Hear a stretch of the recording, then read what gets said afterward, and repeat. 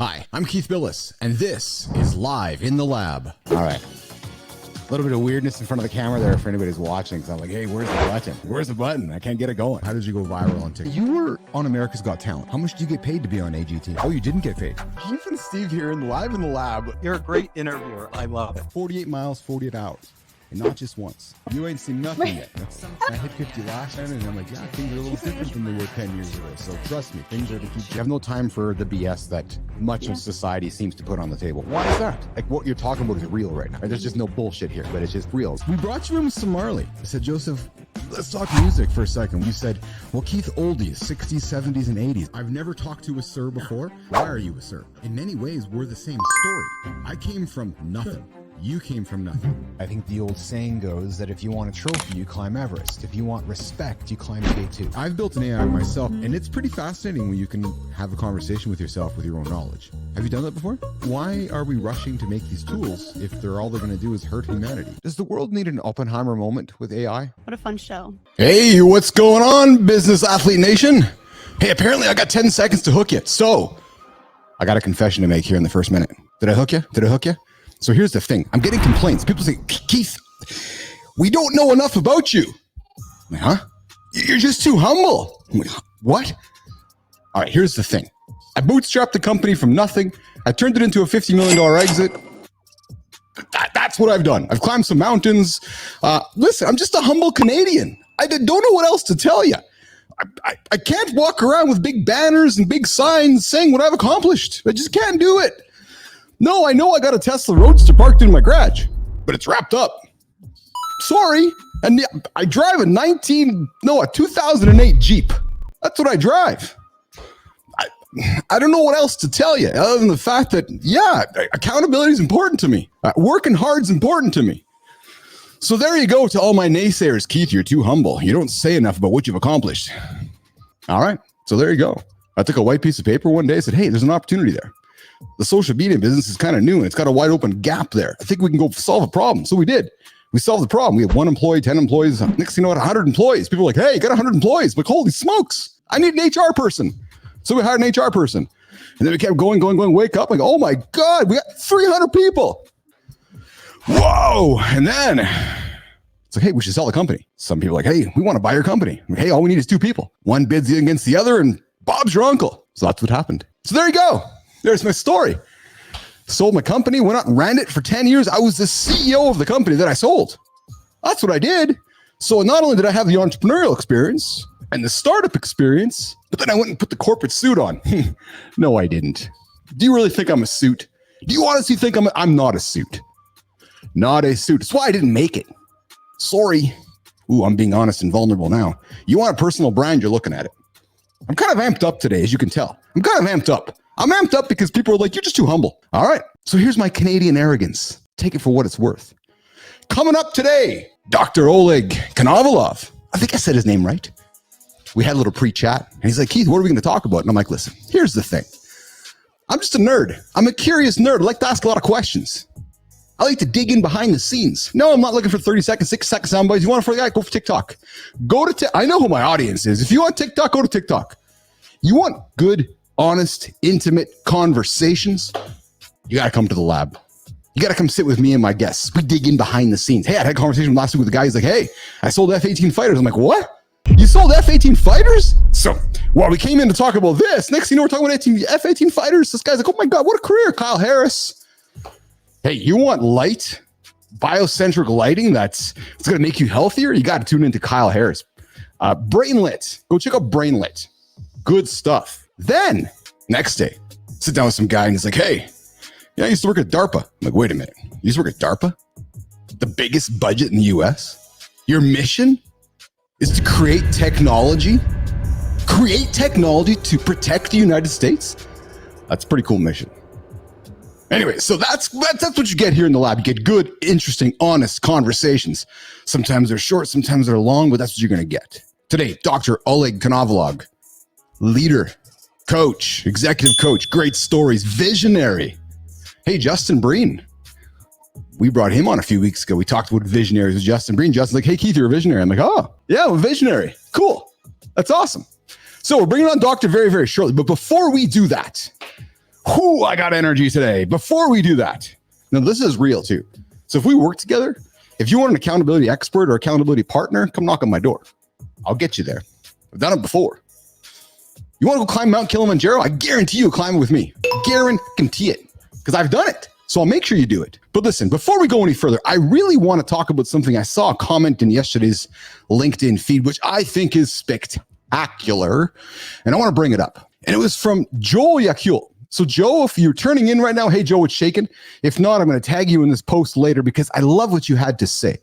And here's what his post said. It was, agree to disagree will destroy your team. Instead, and I'm going to ask Dr. Oleg about this, so I know he's paying attention right now in the green room, but agree to disagree will destroy your team. Instead, you might want to consider disagree and commit. Think about that. Disagree and commit. It's the underrated superpower of an organization. Now think about that for a second. Conflict is going to happen, as Joe points out. Conflict is absolutely going to happen, not only in your marriage and your relationships, but in your business. And someone in conflict has to be the tiebreaker. So if you're on a high-functioning team, as Joe points out, you have to support the decision as if it's your very own. And that's the key point. You have to support the decision as if it's your very own. Because if you don't, you're subconsciously, and here's what it is, you're subconsciously waiting for your own I told you so moment. That's poison. Think about that, right? It's like me and Dr. Oleg agreeing to disagree, and then I'm waiting for him to fuck up, for me to say, I told you so, man. I told you you were wrong. No, what I need to do is I need to disagree and commit to what Dr. Oleg is saying. So if we have a disagreement and we're like, okay, we're going to go with Dr. Oleg, I'm going to support him. So if you're a leader, you're a business leader, you're an athlete, and you're thinking, okay, I don't like what that guy's saying right now. I don't agree with what he's saying right now. We have a choice. You can either disagree, turn your back, and you can wait to give him the finger, or you can wrap your arm around him and say, now, you know what?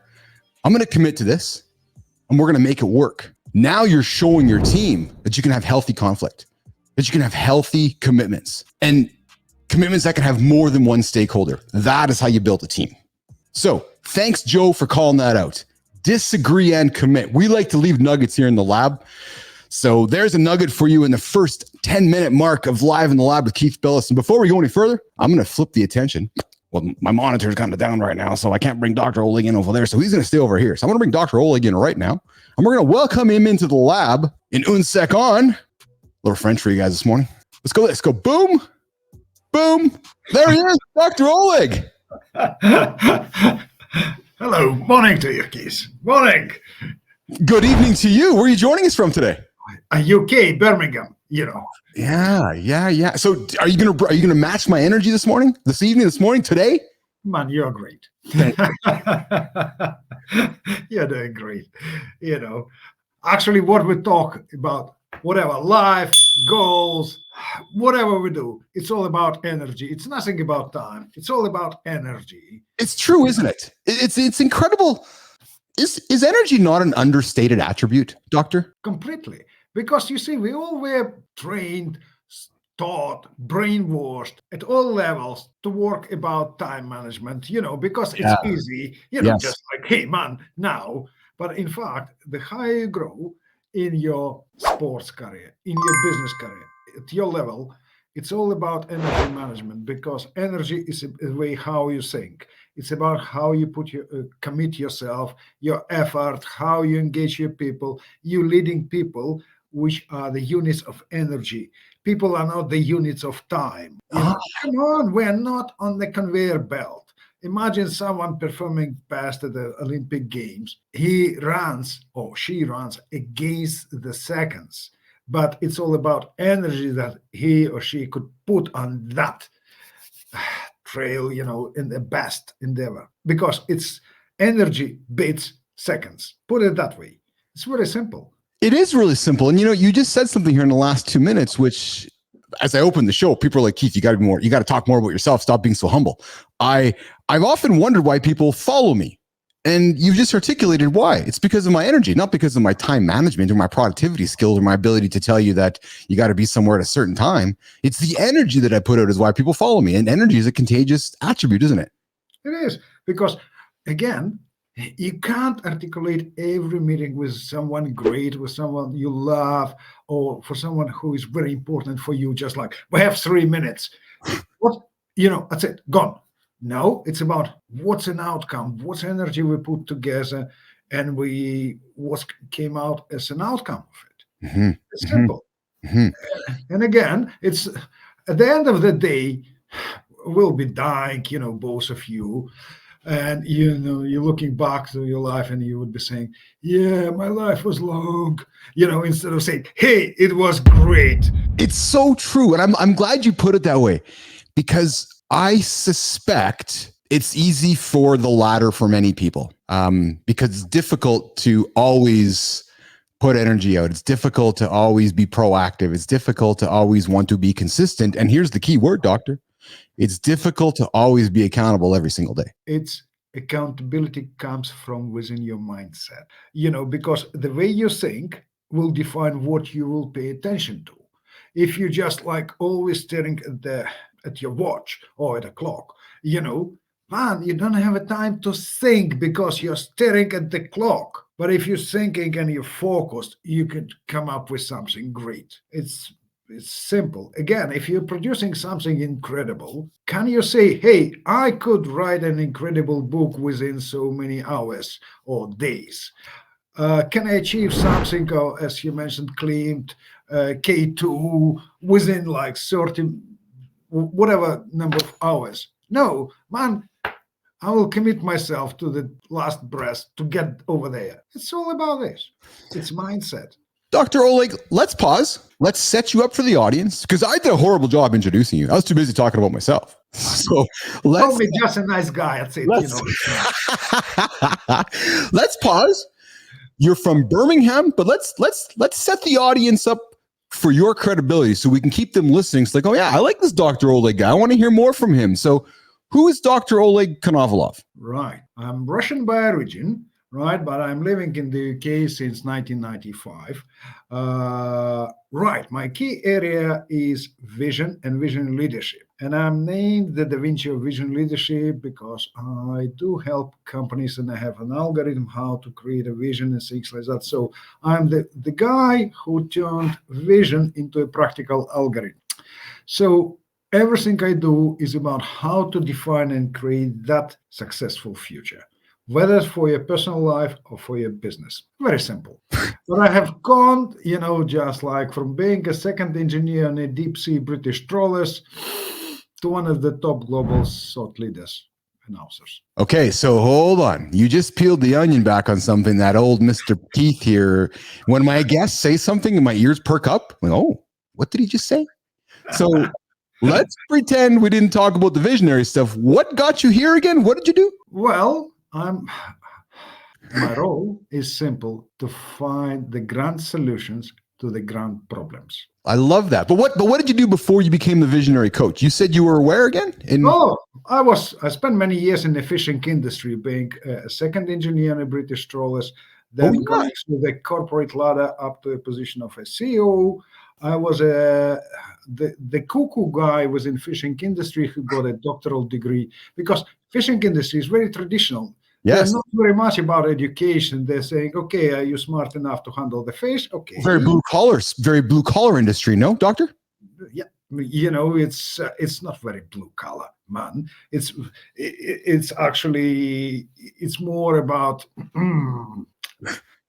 people don't speak English. They mainly speak that's French. Okay.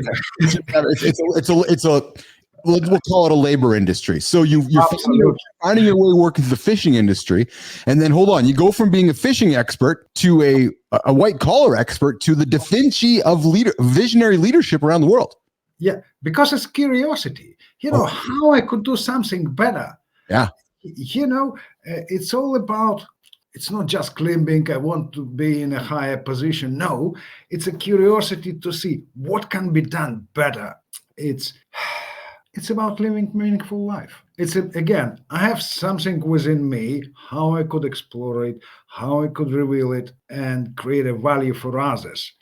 It's not about, as we said, it's not about time management. I have so many years and spent in that position and I want to spend another so many years in another position. It's nothing about this. It's about living a meaningful life. Is that not a profound statement?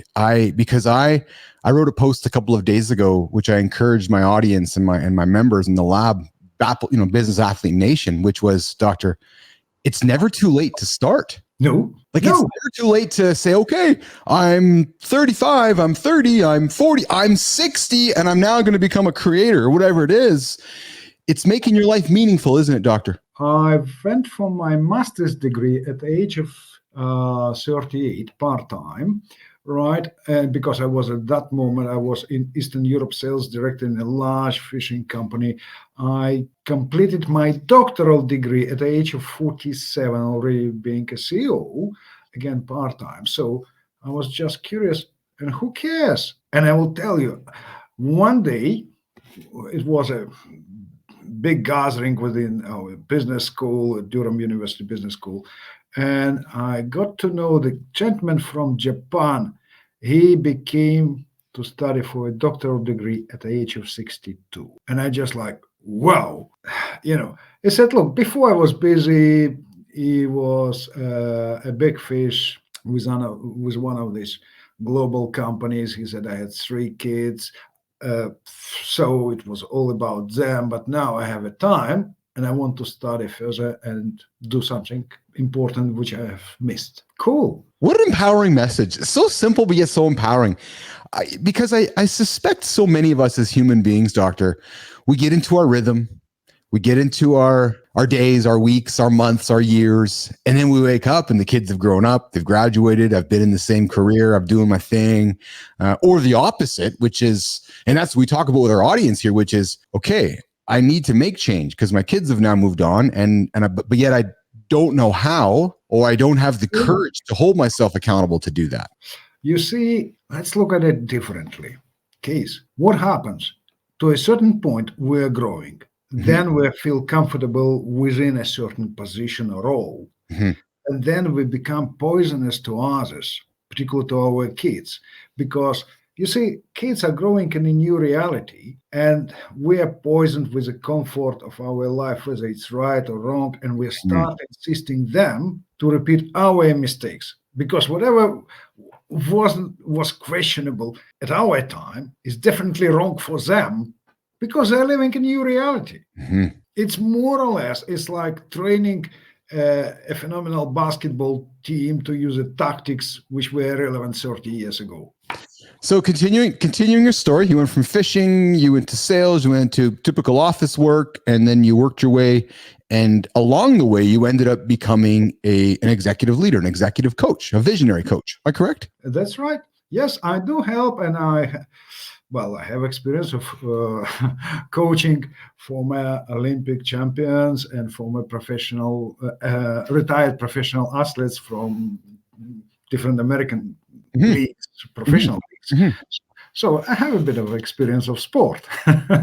Why is somebody knocking on your door? So plenty of reasons to pick up the phone and call a different coach here, a different coach here. What do you think the reason somebody comes and knocks on Dr. Oleg Konovalov's door? A simple example, about 50% of retired professional athletes are losing their wealth within the first 5 years completely. And we're talking about the guys who are incredible in terms of improvement. Mm-hmm. They are just like bounded to improve. They were set with a clear directions, expectation, because soon they are retired, they're lost. They don't know where to go. Mm-hmm. And they need to create something huge, which is bigger, because vision is bigger than you and me or whatever the company we work for. To create something huge that will drive me. Life, in a good sense, it's not about improvements. Life is about making a leap or leaps, right? But I never saw any taxi driver becoming a Formula One pilot, because they improved how to drive a car around the city, but they're not prepared to make that leap into the Formula One. And those professional athletes, they're backlogged because they were busy with their sport career. And now they're saying, hey, I want to make a leap in life. Can you help me with this? Yes. That's a bit of a difference. What's the common trait that you find with your customers, your clients that you meet with that you just spoke about? It's not the taxi driver wanting to be the Formula One racer, there's a certain individual that reaches out to you because they've read your profile, the Da Vinci of visionaries of leadership. You have an algorithm. What's the common thread of that human being? They all talk about solutions. They want to find a solution, right? Because people are very much about, in a common sense, people love talking about problems. They're selling or gifting their problems to each other every day, from early morning to the late evening. Even after the middle of the night, your wife might tell you, Keith, we have a problem. No, I don't have a problem in the middle of the night. It's not about this. When people are prepared to look for solution, which is beyond them, they're coming for them. One thing, the most common threat is actually people are not happy, they're not satisfied with the present. They want to change it ultimately. Because what's the difference between leadership coach and visionary coach? Leadership coach, in general, they help you to be good today. I'm not about this. I'm helping you to be good tomorrow.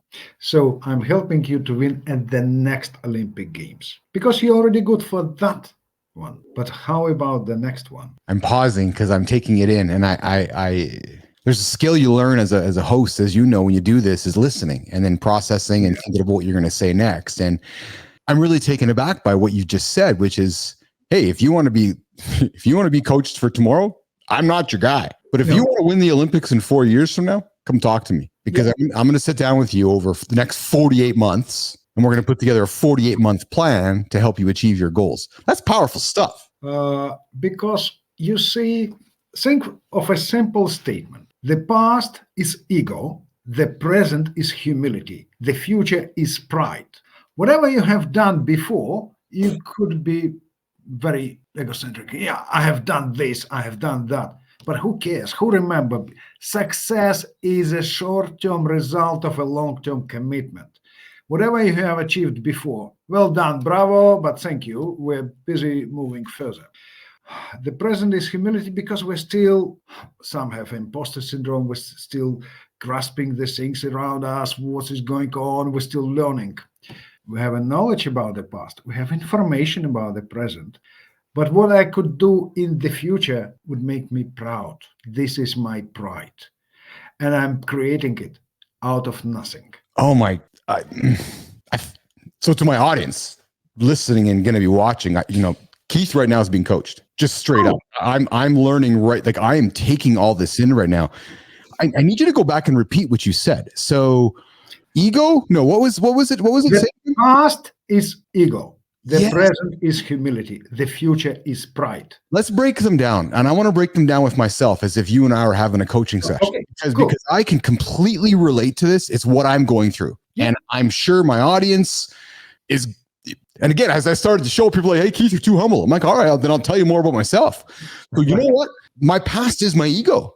And I've struggled with getting past that past, doctor. And it's taken me to do this show to recognize that is from yesterday. And now I'm really humble. And that's why I don't talk much about myself and my past, because I'm kind of like, I'm humble and I'm fortunate that I get to do this. Yeah, but as soon as you get people, hey, guys, all the guests, all the listeners, let's create something even greater than we have experience of from before. Yes. And then as I sit here building out the lab for the future, people are like, Keith, why don't you go get a job? Or Keith, why don't you go do this? Or why don't you just go solve something really simple? No, I don't. I got big plans. Like, I have a big vision in my head for the Business Healthy Performance Lab. Like, I can see this vision. And you know what it is for me? I'm glad you used the word, because I don't use it very much. It's about pride for me. It's pride. Like, I'm creating something I'm really proud of, and I have a lot of pride invested in it. And that is what drives me. No longer the ego from yesterday. And now it's the transition from the humility of what I'm doing right now to the pride of what I'm building tomorrow. Exactly. Look, I have a real life experience. Okay, because, transitioning from industry, from very senior position to consultant, just like, it wasn't very smooth. And I wasn't born with a silver spoon in the mouth, having that. Yeah, me too. Yeah. And one day I was facing really, really tough challenges. I sat myself and I asked myself a simple question. What is greater, my vision, my dreams, or my problems. If you don't see your future greater than today, you will suffer because nothing will drive you. You don't have energy for it. You would be looking at it as a calendar and, oh, it's another 32nd of February. What a boring day. Man, you will suffer. It's, well, I'm a strange guy. It's not for me. But you know what? I'm really glad you say that, because to be an entrepreneur and to be an athlete who's committed to, I don't want to sidetrack, but I want to interject this. I had a gold medal athlete in my lab here about a month ago, Robert Esme. He won the Canadian gold medalist 96 Atlantic Olympics, ran with the 4x100 team relay. And he said to me, he said, Keith, I asked him, I said, so did you plan on being in the Olympics? No, I plan on winning a gold medal without a pause. He was like, no, at 8 years old, I had a vision that I was going to be a gold medalist Olympian. That was his mission. His whole life was that. I bring that up because if you're building something, like you're building your business and you've gone through your life, and I'm building the lab right now, this is not mailing it in for a few minutes a day. This is hours and hours and hours and days and months and sacrifice. But it's because I love it. It's because of the pride involved, right? It's not about counting down the seconds or the minutes. People look at you, go like, dude, like you can go do something else for much less stress. I'm like, has that to do with the stress? This is about building something quite spectacular to change the world. Actually, it's very perfect analogy, because many young people, many startups, whatever the guys thinking about, we will create a startup. I will set up a business. Yeah. Man, it's only the first step. Yeah. It's not the final goal. You just, to register a company, it's about getting a piece of paper, stick it on your wall in a toilet, right? Yeah. Because it doesn't have any meaning. What's an outcome of you creating? Or it's like, I got married. Okay, kiss that marriage certificate. Are you good enough to make your family happy? That's a bit of a different game, because every day could be different. Today we're in love, tomorrow we're in a bit of friction, right? But hey, at the end of the day, how happy we are together counts. Doctor, let's ask this question. So It's January 2024 right now as we're doing this conversation, and everybody's on the here's my goals, here's my goals, here's my goals. End of December, early January, it's like goals, goals, goals, goals, goals. Everybody's publicly declaring their goals. And as I laughed, with you a little bit off air before we jumped on, I'm like, it's the ultimate Me Too moment. We're having coffee in December and you're like, yeah, hey, here's my goals. And I'm like, oh yeah, I got to share my goals, Dr. Oleg, because that's just what you do. But why is nobody talking about their 2024 goals in June? Oh, it's really simple. Because you see, I will give you an example. I just came back from a gym a couple of hours ago. The gym was almost empty because all the guys who ate that Christmas pudding in big volumes, right? They promised, I have a goal to lose a weight or whatever. But, it's quickly forgotten. But put it that way, goal is a stepstone, how to get from here to there. But if you don't know your final space where you want to be, every goal is just a jerk, because you're jerking from one goal to another. Oh, it's a fancy goal, I will count on it. So you tend to forget. But what's important, you can't leave your goal as a legacy. You could leave your vision as a legacy. Just full of one-liners today, man. Let's rewind that. Let's put it that way. Yeah. We know about great visionaries that passed away. Steve Jobs, Nelson Mandela. We know about their visions, right? And we're happy to continue do something about it. But how much do we know about their goals? We don't know anything about their goals. Nobody talks about them. Exactly. Another thing is, what is the final destination counts, but how we'll get there, what kind of goals we might have, short-term, long-term goals. But people without those vision, they're jumping from a goal to another goal, right? Just for a sake, pretending that they are focused on something. But focus is only a tool. It's a tool. It's not a goal itself. And therefore, when people jumping from one thing to another, very quickly they got a bit exhausted. And they say, no, I don't have any goals. What's a goal? I want to live just simple, comfortable life. That's it. Just like, that's it. Simple. Is vision too obtuse for most people to wrap their head around? Hence, many people don't have a vision. You're very diplomatic, which is nice. Keith, did anyone said to you that you're very polite, very diplomatic, just like, because in reality, you're wrong. I would tell you, less than 0.1% of modern leaders have vision. Interesting. Because people talk about goals, next report periods. They are ambitious, but it's not a vision because it's not a space. I'll give you a simple explanation. People in the best talk about either their personal goals or corporate goals. Oh, we want to be the most profitable company in this year. But the year after, no one would remember how much money we have made. We might remember own bonuses, but that's it. Vision is a space, multi-dimensional space, in which every facet of it defines what kind of value we offer to people. And that must be created. Therefore, it's not a statement. It's not a motto. No, it's a space. Like, for instance, Tesla, it's not about electrical cars. It's about a space of e-mobility. And that's a huge difference. Well, it's category design. So let's talk. So when it comes down to when we're all taught to build products on niches, find an audience and build your product and compare against somebody, against somebody. But what Tesla has done, and frankly, what you have done with your business is category. You're like, no. You guys want goals? You want leadership? Go over there. I got nothing to do with that. As a matter of fact, goals aren't even part of Dr. Oleg's vocabulary. But you want to talk vision? You want to talk long term? Come talk to me, right? And that's category design when it comes to creating products and creating services for the marketplace. So that's what we're talking about right now, which is, speaking differently instead of speaking like.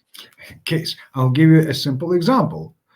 A few minutes ago, someone who sit in front of me now with a fancy microphone just mentioned, hey guys, if you want just to go at basic stuff, go on TikTok. But if you want to be in a specific category where people talk in an open way, go on my show. Yes, you're absolutely correct. Yeah, it's identifying what I'm not. It's exactly right. Right. And it takes courage to do that too, because a lot of people, no, that's painting too broad of a picture. I would like to think that there's a certain subset where something homogenous is acceptable to them, which is, no, I'm okay with that. No, I'm okay with that. I'm okay with that. Content is fine. Right. And then there's a certain subset where vision is extremely important to them. And some are all about goals and can't wrap their head around vision. Right. Where I think in visionary terms all the time, probably like yourself. Like I'll never forget this conversation I had with a friend of mine 3 years ago. And we were having dinner one day and he's like, yeah, I'm not sure about the next few years of my life. I'm thinking about going to school and I'm thinking about getting my degree. And I said to him, hey, you know what? The next 36 months are going to happen regardless if you do something or not. I said, so if we take our calendar right now and write dinner down for 36 months from today, we know that that's happening, right? He's like, yeah. I said, okay, it's in the calendar. Yeah. Okay. So in 36 months from now, because we're taught as humans to look at 2 weeks, 3 weeks, a month from now. I'm like, we're going to take 36 months and we're going to go for dinner. He's like, yeah. I know what he did. He signed up for his degree and he got it done because he said to himself a week later, he's like, Keith, he goes, the light went on. He goes, those 3 years are going to go by. I'm going to go get my shit done. So he had the vision to go look at 3 years ahead and work backwards from that. It could be done that way.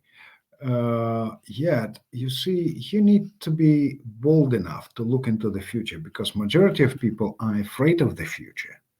More or less, they're looking at the future like a train coming, at a high speed. And they're just like, whoa, it will smash me against the wall because they're not prepared. We are all ideal for today.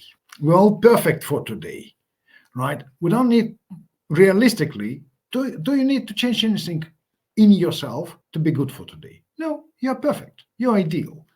But how good we are for tomorrow, like for 10 years ahead, for 5 years ahead, for 3 years ahead, is much questionable. And therefore, we must be bold enough to accept that we must be stronger, we must be better, we must think differently. And that demands courage. Not many people into it. People looking, you see, again, look at it from a very simple angle. God gave us an ability to make decisions. they will offer us choices. And what happens? What's the difference? Decision demands commitment and responsibility. Choices are not. It's simple, like at McDonald's, right? When you get married, when you're changing your business, when you're in career transition, it's all about decisions. But we are still brainwashed to look at it as choices, right? But it's not a choice. Choice is an excuse why we failed. Mhm. Oh, we had bad choices, therefore we failed. Instead of saying, no, I would make a decision to be strong regardless. It's why I think people don't often use the word intention, because that's a loaded word. Because when you put that word intention into a statement, into a conversation, you're now making a courageous choice to do something based on what your intent is, and you're publicly stating that. A lot of people don't use that word often because it's a scary word. Do you follow me? Yes, and I agree with you. Oh, you see what is good about me. If people are right and it's in line with me, I'm always agreeing. Thank you, Keith. Dr. Oleg, so you've been around the block a few times, and I mean that as a compliment. You have, and I say this I say this with the greatest compliment. Actually, in a world of AI where knowledge has become a commodity, I look at a guy like yourself, your experience, your wisdom, with more value than ever these days, right? So I have respect for that wisdom, respect for that value, respect for your experience along the way. When you today look at tomorrow's leader, when you today look at tomorrow's visionary, what are you looking for? What kind of attributes is Dr. Oleg looking for to say, hey, this person is going to be a strong visionary leader? First of all, breeding visionary leaders is a huge task. But I strongly believe that leaders of an average leader of tomorrow will be better than great leader of today. We're still breeding a next generation of great leaders. It takes time, but they're growing. And another thing is, I believe they would be wiser, not smarter, but wiser than AI. So far, we train people to be smart. Leadership, it's about being wise. Expand on that. Smart is ability to read strong signals and about knowing a lot of facts. Wise is an ability to read weak signals and go there, find the best solutions through the weak signals. Not many people even are prepared to listen to them. And that is quite important. AI is actually reflects a level of our knowledge, what we have accumulated so far. It helps fools to look smart. So more or less, it reflects our stupidity. Whatever we will download into it, it will produce the same. It's no coincidence that wise and wisdom both are of the same word. Yeah. Another thing is, we can't replace human relationships. We can't replace interaction with the nature, with AI. So it's nothing like that. We need to be humans, real humans, and leadership is about how to, not about how to do, but it's about how to be in the face of people who you lead. When you look at a leader today that you've worked with, and you look at a leader from 10 years ago, and you're working with a leader that you can see growing over the next 10 years, I want to stay on this theme of attributes. What are some of these key human attributes that you see are changing? And let me continue my question. We're hearing words like vulnerability, authenticity, words that yesterday's quote unquote, when you and I were growing up, those leaders didn't have those skills. But today's leader, you talk about being wise. What are some of the other attributes that a leader for tomorrow needs to be successful? It's about humility. It's ability to think about people. It's very much about diminished ego. Mm-hmm. So I'm going to be pretty good at this then. Well, we're all humans. Keith, all of us, we have ego. This is okay. We are humans, but it's a matter to what extent we control it. Yes. Because leadership is not about you or me, it's about people, right? And therefore, if you're focusing on your ego, on your personal things, man, you're not in leadership. It's fake. right? It's about humility to learn and unlearn and admit that you know something, but you don't know much. And it's relearning. It's learning again. It's about being curious. But in fact, leaders are responsible for the future. And this is where do they lead people? If they can't offer people that exact picture of the future and where do they lead them, they're not leaders. They're just people with a plan with no road to get there. Yeah, more or less. You know, every newly married couple coming to a church or to a mayor house, you know, a council or whatever, Yeah. and they declare their promises, live forever and together and whatever. You know, it's just statements instead of saying, hey, we'll be happy together forever. And leadership is not about those fancy statements. It's about being firm and clear. We're going that direction and we will be better there. Dr. Oleg, why did you end up on the visionary side of leadership instead of the coaching side? And I ask that because somewhere in your path, a light went on, you had awareness, and you looked and you recognized what you weren't, what you were good at, and you said, okay, this is what my personal brand is, and then this is what I'm going to be. Why a visionary? And I'm why is the right word, but how did you end up in the visionary bucket? Brand is a reflection or a mirror of a value that you offer to people. It's not vice versa. You must create something first. I didn't thought about my personal brand when I was creating what I have done so far. I was thinking about substance and value. That allows me to gain that recognition because, again, to be good at something, it's not about me saying about this, it's about my clients or my trainees being happy with what they have gained. It's about them, you know, and that allowed me to understand, yes, that's what really people need, and this is where I need to stick and keep with my role. As soon as creating this, it's not a job description, it's clear understanding that's your role, which demands me being accountable for what I do. And therefore, you're staying on that path, you're exploring that field further. It's not about having thousands of clients. No, it's about having maybe fewer clients, but helping them to achieve incredible results. They would make a greater influence and impact on the world. What kind of leader do you look up to? I love working with people who have that whoa within them. Oh, so we'd work well together, you and me. You know, just like, wow, that is cool.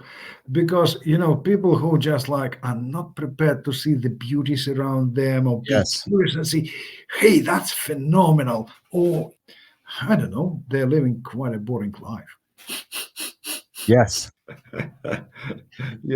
Do you have family? Yes. Yeah. Talk about your family. Have your sip of water there. I'm going to have my sip, and I want to hear about your. I want to hear about your family because I want to hear.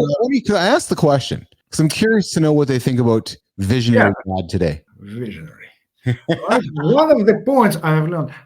I'm almost 60. My son is 7. Right, and I will tell you, I have learned a great thing that we are raising kids not for ourselves, but for them to live.